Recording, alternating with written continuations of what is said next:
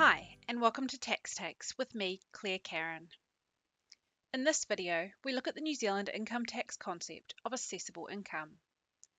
As you watch this video, I recommend that you have your candidate study guide and the quick reference guides open so that you can highlight and flag your learning materials.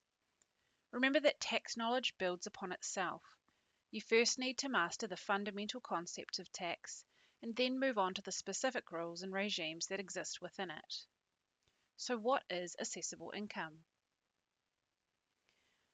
Section BD1 of the Income Tax Act 2007 outlines what amounts are a taxpayer's assessable income.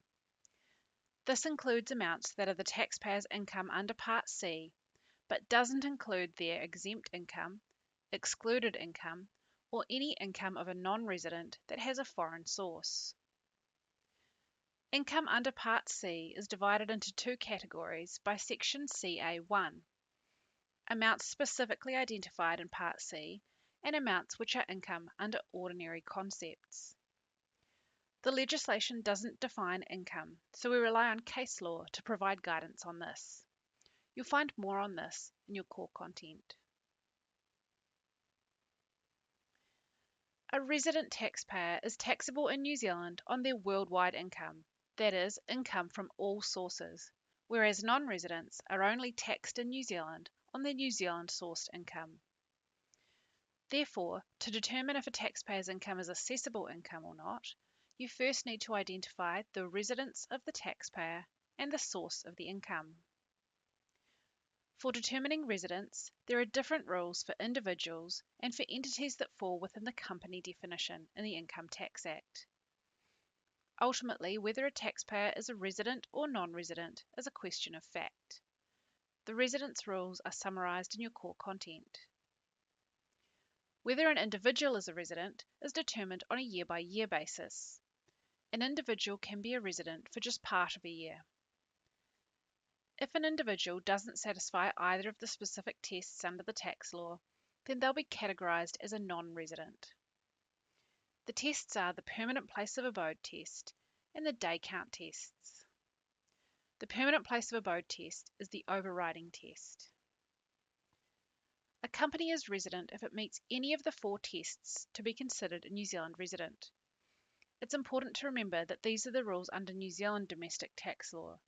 You'll learn later in your studies that a double taxation agreement between New Zealand and another country can alter either the residence or the source of income.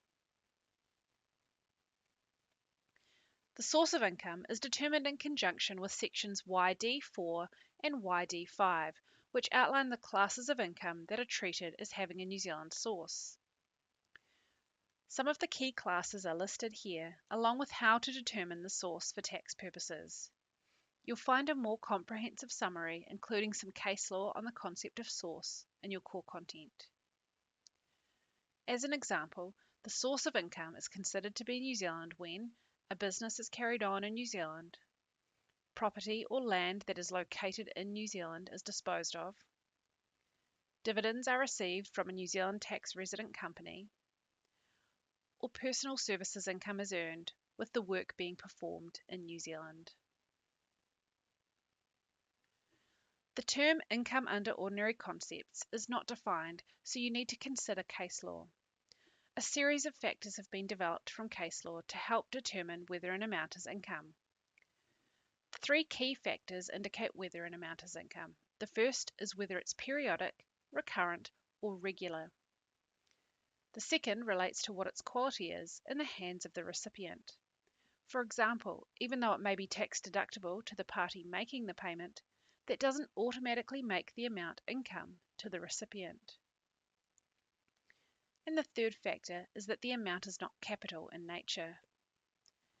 The distinction between amounts received being considered capital or not is particularly important in New Zealand, where we don't have a comprehensive capital gains tax. Assessable income is subject to income tax in the year which it's derived. Once again, the term derived is not defined in the tax law, so you need to consider case law to determine the appropriate method to use. There are two methods for determining when income is derived.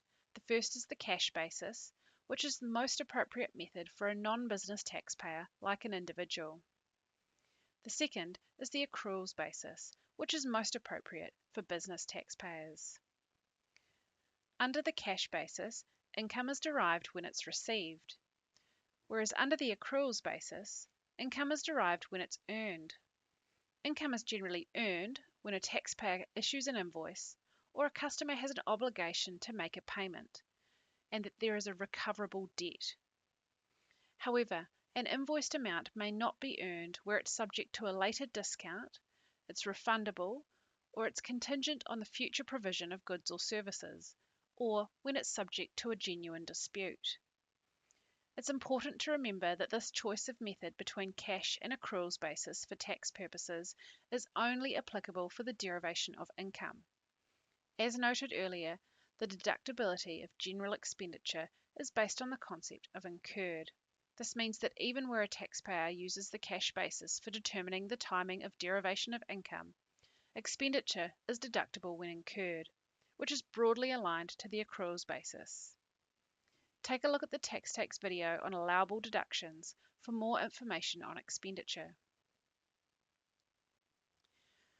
The timing of derivation of particular types of ordinary income are summarised in your core content.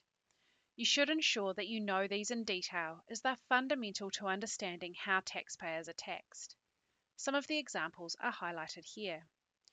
For example, businesses derive income at the point where the customer has the obligation to make a payment. Salary and wages, including any extra payments like bonuses, are derived when paid. Lease inducement payments made from a commercial landlord to the tenant are taxable across the life of the lease. As for tax purposes, they're treated as a reduction in the rent expense for the duration of the tenancy. So let's look at what's excluded from assessable income. Subparts CW and CZ list many different specific examples of income which are exempted from being taxable. Some of these apply only to companies, some apply only to employees, and some apply regardless of what type of entity the taxpayer is. Excluded income is excluded from a taxpayer's income because it's taxed in another way. One common example of this is a fringe benefit provided to the taxpayer by their employer. The unit on employment remuneration will go into more detail about fringe benefit tax. Thank you for watching. I look forward to chatting with you soon in the discussion forums.